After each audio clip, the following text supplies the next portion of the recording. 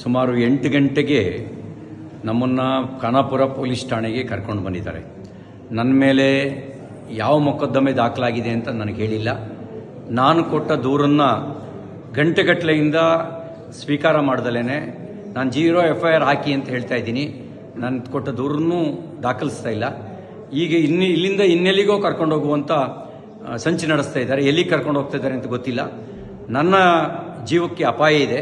ನನ್ನ ಜೀವಕ್ಕೆ ಏನಾದರೂ ಅಪಾಯ ಆದರೆ ಅದಕ್ಕೆ ಕಾರಣ ಇಲ್ಲಿರುವ ಕಾಂಗ್ರೆಸ್ ಸರ್ಕಾರ ಅವ್ರ ಜವಾಬ್ದಾರಿ ಹೊತ್ಕೋಬೇಕಾಗತ್ತೆ.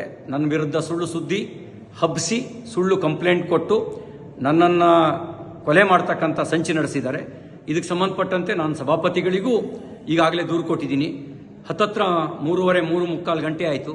ನಾನು ಪೊಲೀಸ್ ಠಾಣೆಗೆ ಬಂದು ಏನು ದೂರಿದೆ ಅಂತಲೂ ಹೇಳಿಲ್ಲ, ನಮಗೆ ಏನು ಬೇಕು ಅಂತಲೂ ಕೇಳಿಲ್ಲ. ಹೀನಾಯವಾಗಿ ನಡೆಸ್ಕೊಳ್ಳೋ ಕೆಲಸ ಮಾಡ್ತಾ ಇದ್ದಾರೆ ಮತ್ತು ಇಲ್ಲಿಂದ ಎಲ್ಲಿಗೆ ಕರ್ಕೊಂಡು ಹೋಗ್ತಾರೆ ಅನ್ನೋದು ಕೂಡ ನನಗೆ ಸ್ಪಷ್ಟತೆ ಇಲ್ಲ.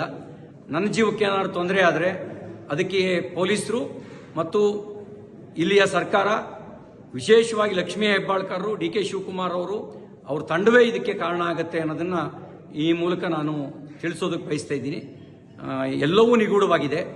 ಯಾವುದೋ ಕ್ರಿಮಿನಲ್ಗಳನ್ನು ನಡೆಸ್ಕೊಳ್ಳೋ ರೀತಿಯಲ್ಲಿ ನಡೆಸ್ಕೊಳ್ತಾ ಇದ್ದಾರೆ. ಅವರು ನಡೆಸ್ಕೊಳ್ತಿರೋ ರೀತಿ ಅನುಮಾನ ಹುಟ್ಟಿಸ್ತಾ ಇದೆ. ಪ್ರತಿಯೊಂದು ನಡೆಯೂ ಕೂಡ ಅನುಮಾನಾಸ್ಪದವಾಗಿದೆ ಅವರು ನಡ್ಕೊಳ್ತಿರ್ತಕ್ಕಂಥ ರೀತಿ. ನಾನೊಬ್ಬ ಜನಪ್ರತಿನಿಧಿಯಾಗಿ ಮಂತ್ರಿಯಾಗಿ ಕೆಲಸ ಮಾಡಿದವನು. ನಾನು ಕೊಟ್ಟ ದೂರಿಗೆ 0 FIR ರಿಜಿಸ್ಟರ್ ಮಾಡಿ ಅಂತ ಹೇಳಿದ್ರೆ ಮೀನಾಮೇಷ ಎಣಿಸ್ತಾ ಇದ್ದಾರೆ. ಇದೆಲ್ಲವೂ ಅವರು ತುರ್ತು ಪರಿಸ್ಥಿತಿಯ ಕಾಲಘಟ್ಟದಲ್ಲಿ ನಡ್ಕೊಳ್ಳೋ ರೀತಿಯಲ್ಲಿ ನಡ್ಕೊಳ್ತಾ ಇದ್ದಾರೆ. ಜೈ ಹಿಂದ್. ಸುಮಾರು 8 ಗಂಟೆಗೆ ನಮ್ಮನ್ನು ಖಾನಾಪುರ ಪೊಲೀಸ್ ಠಾಣೆಗೆ ಕರ್ಕೊಂಡು ಬಂದಿದ್ದಾರೆ. ನನ್ನ ಮೇಲೆ ಯಾವ ಮೊಕದ್ದಮೆ ದಾಖಲಾಗಿದೆ ಅಂತ ನನಗೆ ಹೇಳಿಲ್ಲ. ನಾನು ಕೊಟ್ಟ ದೂರನ್ನು ಗಂಟೆಗಟ್ಟಲೆಯಿಂದ ಸ್ವೀಕಾರ ಮಾಡ್ದಲೇ ನಾನು 0 FIR ಹಾಕಿ ಅಂತ ಹೇಳ್ತಾ ಇದ್ದೀನಿ. ನಾನು ಕೊಟ್ಟ ದೂರನ್ನು ದಾಖಲಿಸ್ತಾ ಇಲ್ಲ. ಈಗ ಇಲ್ಲಿಂದ ಇನ್ನೆಲ್ಲಿಗೋ ಕರ್ಕೊಂಡು ಹೋಗುವಂಥ ಸಂಚು ನಡೆಸ್ತಾ ಇದ್ದಾರೆ. ಎಲ್ಲಿಗೆ ಕರ್ಕೊಂಡು ಹೋಗ್ತಾ ಇದ್ದಾರೆ ಅಂತ ಗೊತ್ತಿಲ್ಲ. ನನ್ನ ಜೀವಕ್ಕೆ ಅಪಾಯ ಇದೆ. ನನ್ನ ಜೀವಕ್ಕೆ ಏನಾದರೂ ಅಪಾಯ ಆದರೆ ಅದಕ್ಕೆ ಕಾರಣ ಇಲ್ಲಿರುವ ಕಾಂಗ್ರೆಸ್ ಸರ್ಕಾರ ಅವ್ರ ಜವಾಬ್ದಾರಿ ಹೊತ್ಕೋಬೇಕಾಗತ್ತೆ. ನನ್ನ ವಿರುದ್ಧ ಸುಳ್ಳು ಸುದ್ದಿ ಹಬ್ಬಿಸಿ ಸುಳ್ಳು ಕಂಪ್ಲೇಂಟ್ ಕೊಟ್ಟು ನನ್ನನ್ನು ಕೊಲೆ ಮಾಡ್ತಕ್ಕಂಥ ಸಂಚು ನಡೆಸಿದ್ದಾರೆ. ಇದಕ್ಕೆ ಸಂಬಂಧಪಟ್ಟಂತೆ ನಾನು ಸಭಾಪತಿಗಳಿಗೂ ಈಗಾಗಲೇ ದೂರು ಕೊಟ್ಟಿದ್ದೀನಿ. ಹತ್ತತ್ರ 3:45 ಗಂಟೆ ಆಯಿತು. ನಾನು ಪೊಲೀಸ್ ಠಾಣೆಗೆ ಬಂದು ಏನು ದೂರಿದೆ ಅಂತಲೂ ಹೇಳಿಲ್ಲ, ನಮಗೆ ಏನು ಬೇಕು ಅಂತಲೂ ಕೇಳಿಲ್ಲ.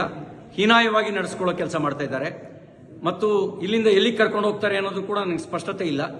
ನನ್ನ ಜೀವಕ್ಕೆ ಏನಾದರೂ ತೊಂದರೆ ಆದರೆ ಅದಕ್ಕೆ ಪೊಲೀಸರು ಮತ್ತು ಇಲ್ಲಿಯ ಸರ್ಕಾರ, ವಿಶೇಷವಾಗಿ ಲಕ್ಷ್ಮೀ ಹೆಬ್ಬಾಳ್ಕರ್, DK ಶಿವಕುಮಾರ್ ಅವ್ರ ತಂಡವೇ ಇದಕ್ಕೆ ಕಾರಣ ಆಗುತ್ತೆ ಅನ್ನೋದನ್ನು ಈ ಮೂಲಕ ನಾನು ತಿಳಿಸೋದಕ್ಕೆ ಬಯಸ್ತಾ ಇದ್ದೀನಿ.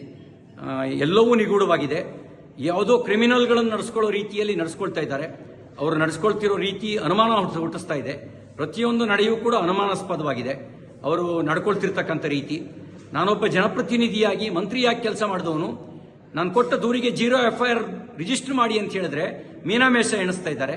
ಇದೆಲ್ಲವೂ ಅವರು ತುರ್ತು ಪರಿಸ್ಥಿತಿಯ ಕಾಲಘಟ್ಟದಲ್ಲಿ ನಡ್ಕೊಳ್ಳೋ ರೀತಿಯಲ್ಲಿ ನಡ್ಕೊಳ್ತಾ ಇದ್ದಾರೆ. ಜೈ ಹಿಂದ್.